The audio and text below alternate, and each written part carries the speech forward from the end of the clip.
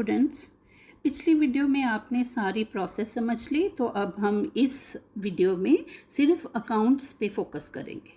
सबसे पहला अकाउंट हमें बनाना है रियलाइजेशन अकाउंट, फिर बनेंगे पार्टनर्स कैपिटल अकाउंट्स, फिर बनेगा बैंक अकाउंट और साथ में ही एक साइड पे हम बना लेंगे पार्टनर्स लोन अकाउंट, अगर क्वेश्चन में पार्टनर्स लोन हुआ तो।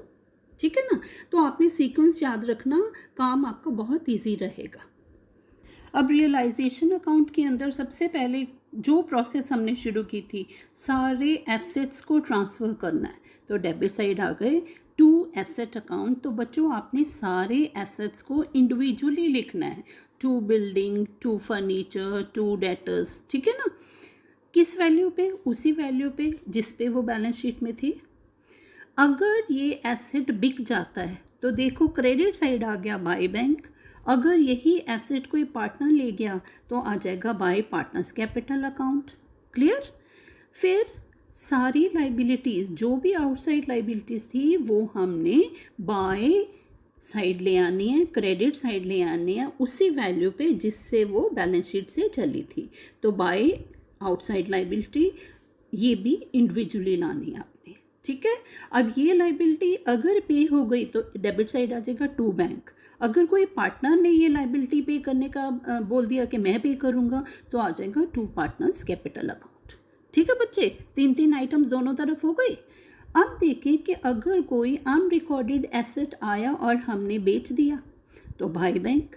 अगर कोई अनरिकॉर्डेड लाइबिलिटी हमें पे करनी पड़ गई, जी बिजली का बिल आ गया एंड मोमेंट पे, टू बैंक अकाउंट। ठीक है ना।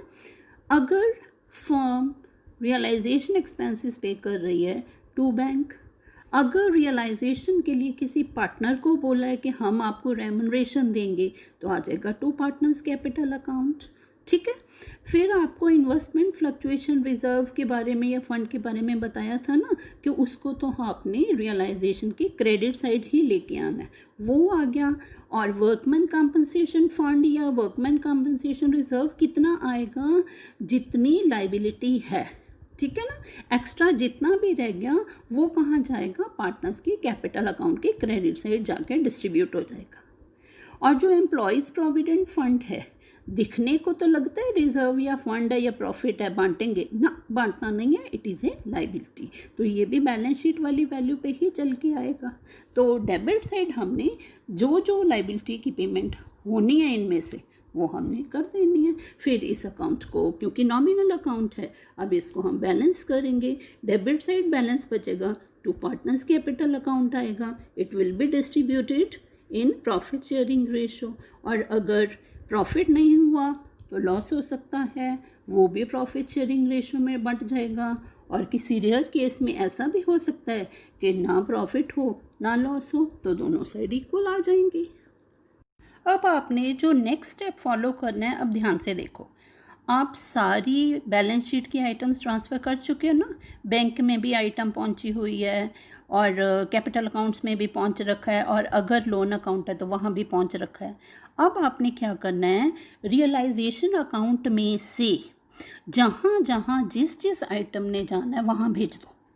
जैसे कि क्रेडिट साइड से जितनी भी बैंक की ट्रांजैक्शंस हैं, बैंक की एंट्रीज़ हैं, वो सारी की सारी बैंक के डेबिट साइड ले जाओ। जो रियलाइजेशन अकाउंट की डेबिट साइड बैंक की एंट्रीज़ हैं वो सारी की सारी कहाँ ले जाओगे? उधर बैंक से पेमेंट साइड दिखा दोगे, बाय रियलाइजेशन आ जाएगा। सिमिलरली जो डेबिट साइड से कैपिटल अकाउंट में एंट्री जानी है वहाँ भेज दो। सिमिलरली कोई क्रेडिट साइड से कैपिटल अकाउंट में जानी है एंट्री, वहाँ भेज दो। ठीक है ना। मतलब ये है कि रियलाइजेशन अकाउंट की सारी आइटम्स जो जो जहाँ आए, इनको जहाँ जहाँ भेज सकते हो भेज दो। आपके अकाउंट पूरे होते जाने हैं आराम से। अब हम अपने कैपिटल अकाउंट्स की आइटम्स चेक करें। देखो बच्चे, कैपिटल अकाउंट में पहले तो अपना क्रेडिट साइड का बैलेंस ही देख लें, और अगर करंट अकाउंट का डेबिट बैलेंस था तो इधर डेबिट साइड आ जाएगा, और अगर क्रेडिट साइड था तो अब क्रेडिट साइड आ जाएगा।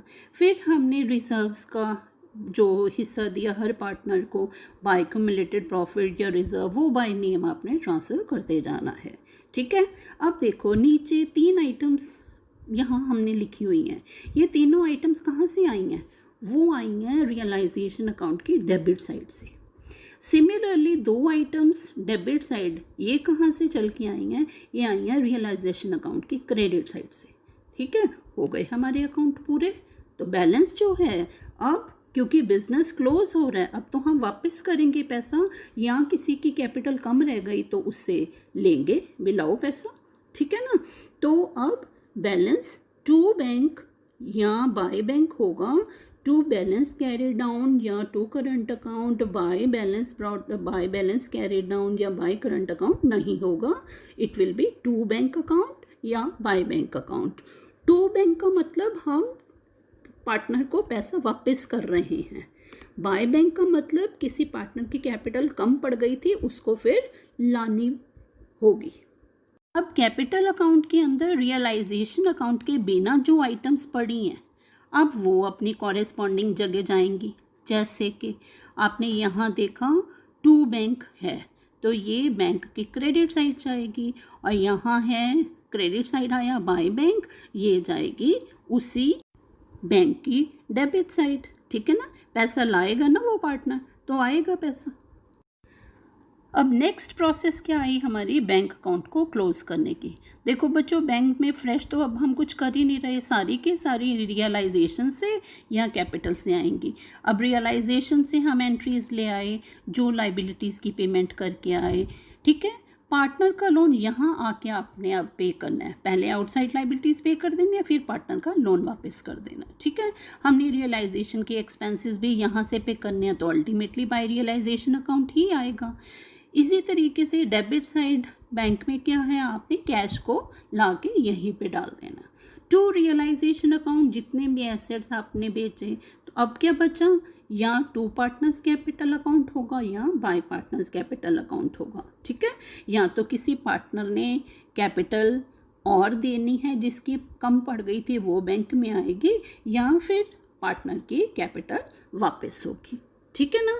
अल्टीमेटली बच्चों, bank account should be left with nil balance. यही है, जैसे आपको बैलेंस शीट टैली होने से खुशी होती है ना, तो बच्चों को बैंक अकाउंट जब नील हो जाता है ना, बैलेंस ज़ीरो हो जाता है, बैंक अकाउंट की दोनों साइड टैली हो जाती है, बच्चों में खुशी की लहर दौड़ जाती है। यस बच्चों, बैंक अकाउंट के टैली होने की खुशी में पार्टनर्स लोन अकाउंट ना भूल जाना।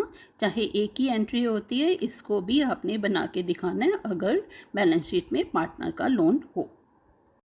एक और बात का ध्यान रखना, कभी कभी ऐसे भी हो सकता है पार्टनर का लोन एसेट साइड हो, तो उस लोन का मतलब क्या होगा कि फर्म ने पार्टनर को लोन दे रखा है, तो वो उस पार्टनर की कैपिटल की डेबिट साइड आ जाएगा, उसका क्लेम उतना ही कम हो जाएगा। ध्यान रखना, एक लोन फ्रॉम पार्टनर होता है, एक लोन टू पार्टनर होता है, ध्यान रखना है। ठीक है, तो आपने सीरियल ऑर्डर याद रखना है। First of all realisation account will be closed, then partners capital accounts will be closed, then bank account will be finally settled. Balance should be left nil.